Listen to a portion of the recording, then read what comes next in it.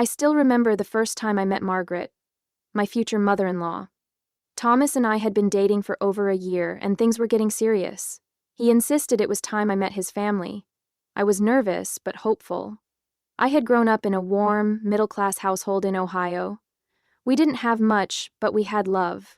I thought that was enough. Margaret lived in a large colonial-style house in Fairfield, Connecticut. When we arrived, the air felt cold. Not the temperature, but the atmosphere.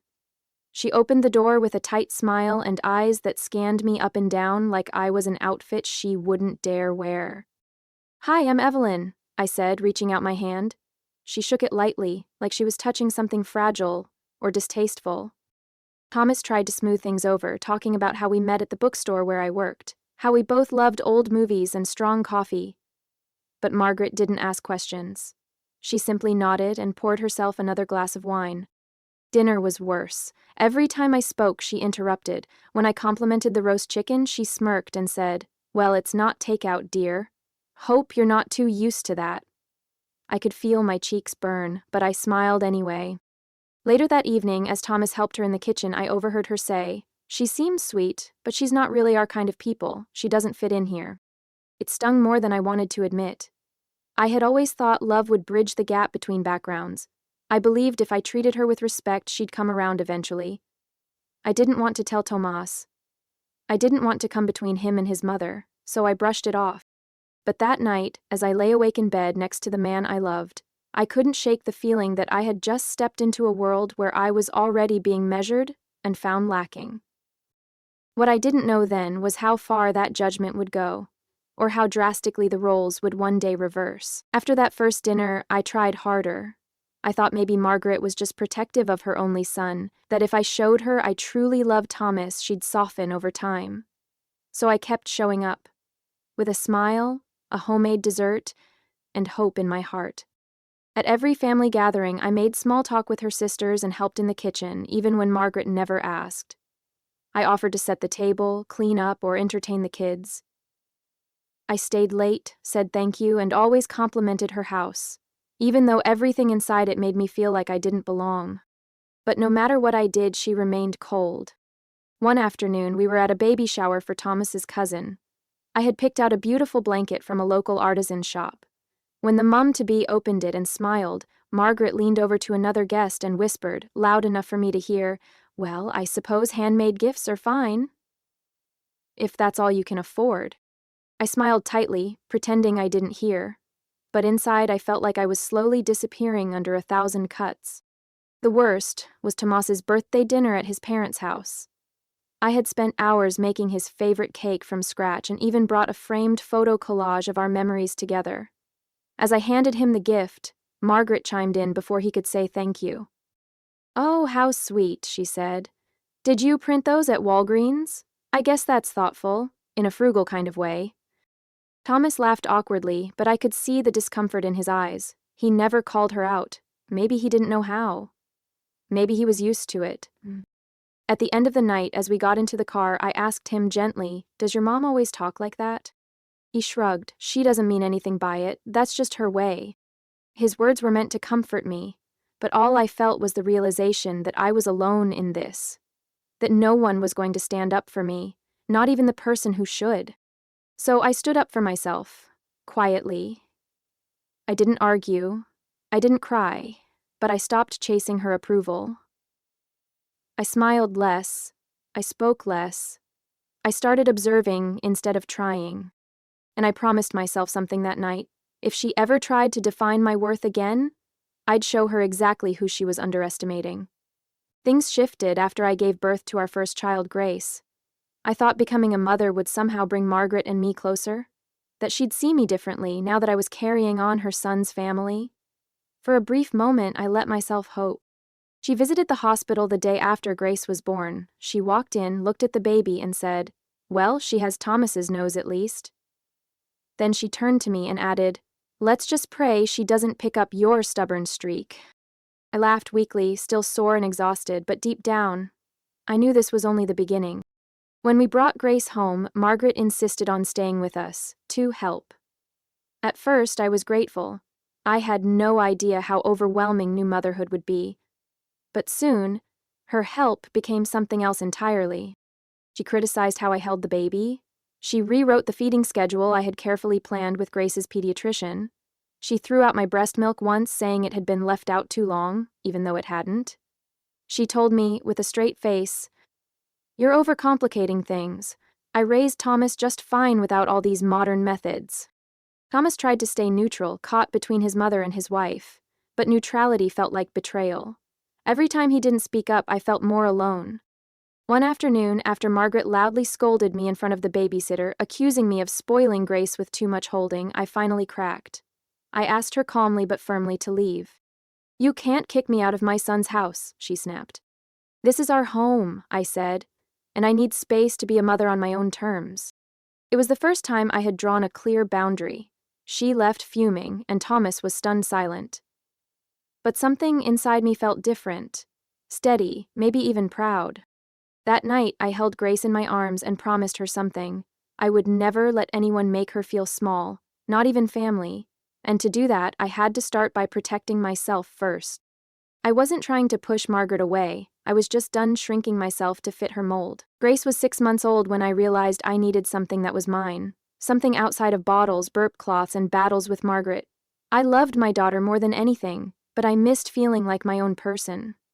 So I started small. During nap times, I began making home decor. Little wreaths, hand-painted signs, customized centerpieces. It had always been a hobby of mine. I posted a few photos on Facebook, and to my surprise, people started asking if they could buy them. Tomas was supportive, at least in words. He said it was cute and a nice little distraction, but I knew he didn't see it as something real, not yet. I turned our garage into a mini workspace. I stayed up late crafting after Grace went to sleep. Orders trickled in, then started coming faster. I opened an Etsy shop, then set up a basic website. I didn't make much at first, but each sale felt like a tiny piece of myself returning. Of course, Margaret had something to say about it. At a family brunch, she looked around at everyone and asked, "So, Evelyn's making crafts now? Is that what she's doing instead of going back to a real job?" I swallowed my pride and smiled, but that comment stuck with me. Still, I kept going. I learned marketing, took photos with better lighting, watched YouTube videos on small business taxes and shipping hacks. I joined local markets and craft fairs on weekends. I built slowly, quietly, brick by brick. The first time I made $1,000 in a single month, I cried in the kitchen. It wasn't just the money, it was validation. Proof that I could build something of value. Proof that I didn't have to fit into Margaret's mold to matter. One evening, while packing up a big order, Thomas came into the garage and said, "You're really putting in a lot of hours on this." I looked up, hands covered in paint, and replied, "Yeah, I think this might be more than a hobby." He nodded, a little uncertain. "Just don't burn yourself out." I smiled. "I won't. I finally feel like I'm building something for me." He didn't respond, but I didn't need him to. For the first time since marrying into that family, I wasn't waiting for approval. And deep down I knew this was just the beginning. As my business grew, so did the distance between me and Thomas. He said he was proud of me, but I could sense the shift. We were no longer just a couple managing a household, we were two people chasing different versions of success. And Margaret noticed. She started calling Thomas more often, usually when I wasn't around. Sometimes I'd walk into the room just as he was hanging up, his face tight, his voice low. At first, I didn't think much of it. I was too busy juggling orders, Grace, and learning how to run a real business. Then, one evening, I accidentally overheard part of a phone call. Thomas was in the backyard pacing, phone to his ear. I stepped out to check on him and heard Margaret's voice on speaker. "She's getting too independent, Thomas. You need to remind her of her place. A woman should never outshine her husband." My stomach dropped. He didn't defend me. He didn't say a word, just listened.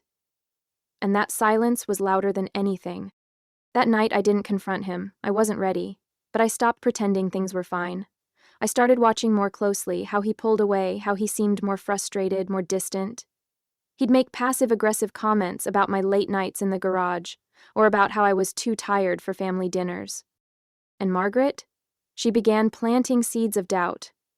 During one brunch, while Thomas stepped away, she leaned across the table and said, "Careful, Evelyn. Men don't stay where they feel second." I stared at her. Funny, I was just thinking the same thing. Her smile disappeared, and for once she had nothing to say. That moment lit something in me. I had spent years shrinking, contorting myself to fit into their world.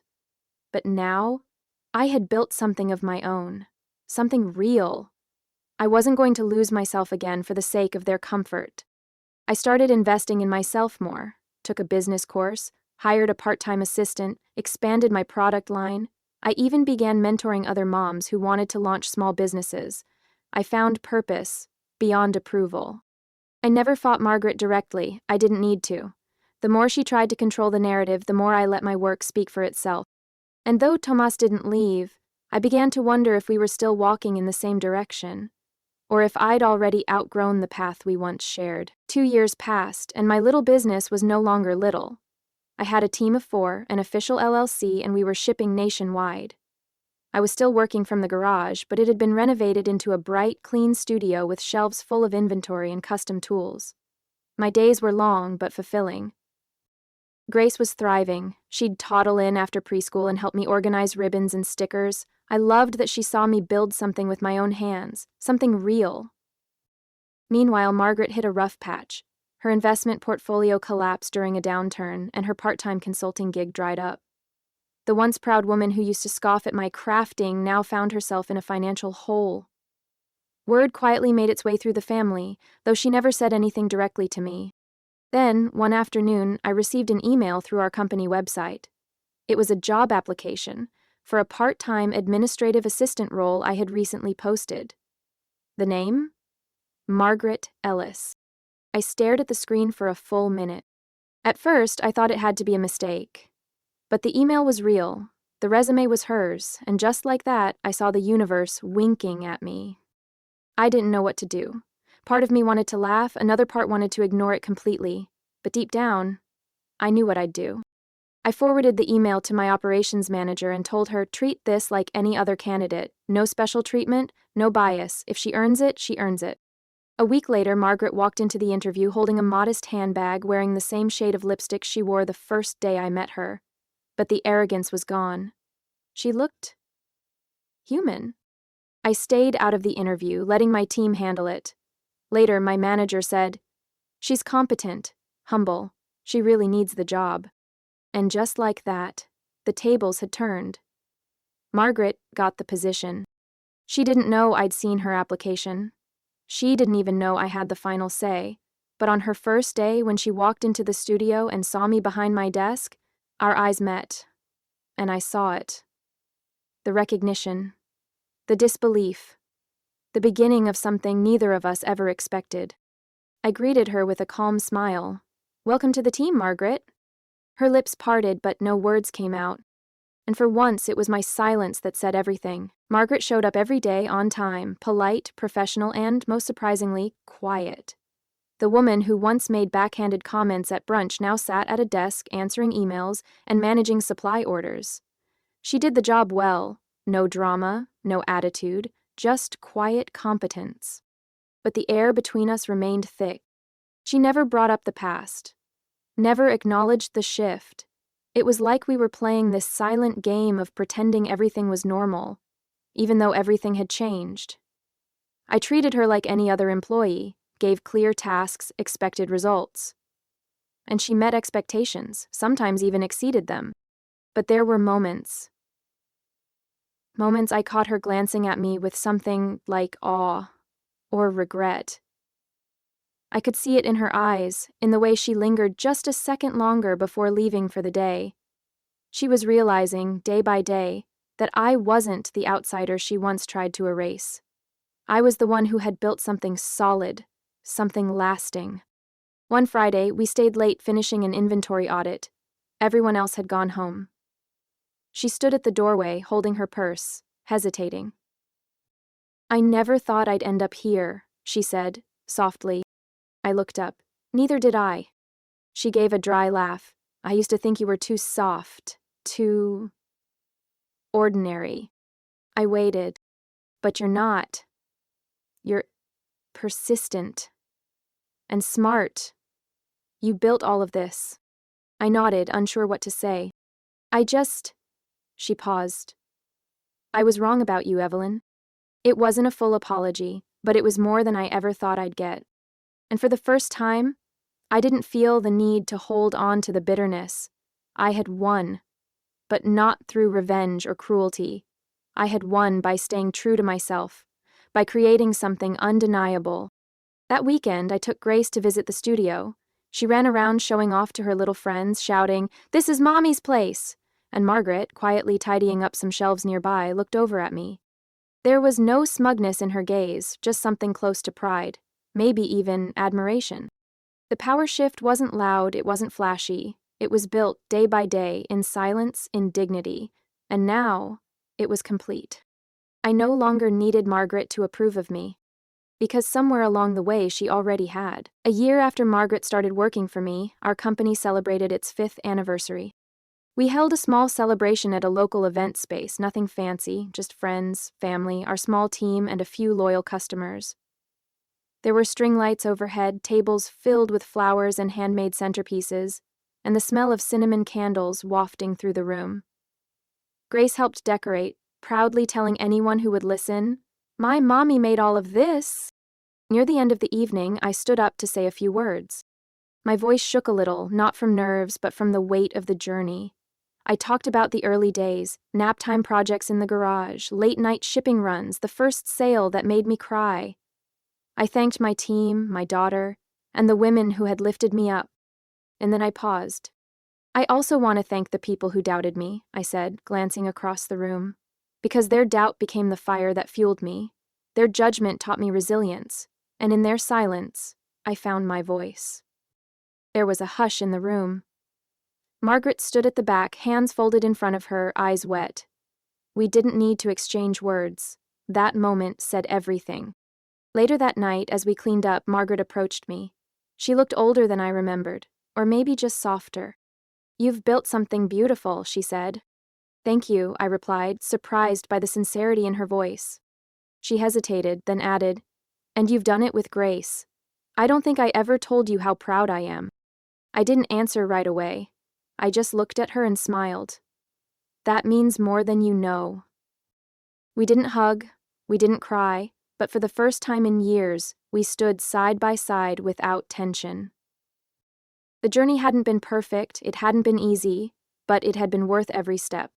Now, when I walk into my studio and see Margaret organizing shelves or Grace helping label packages, I don't see the woman who once said I'd never fit in. I see someone who learned, changed, and maybe, finally, understood. And me, I no longer care about fitting in, because I've built a life where I don't have to.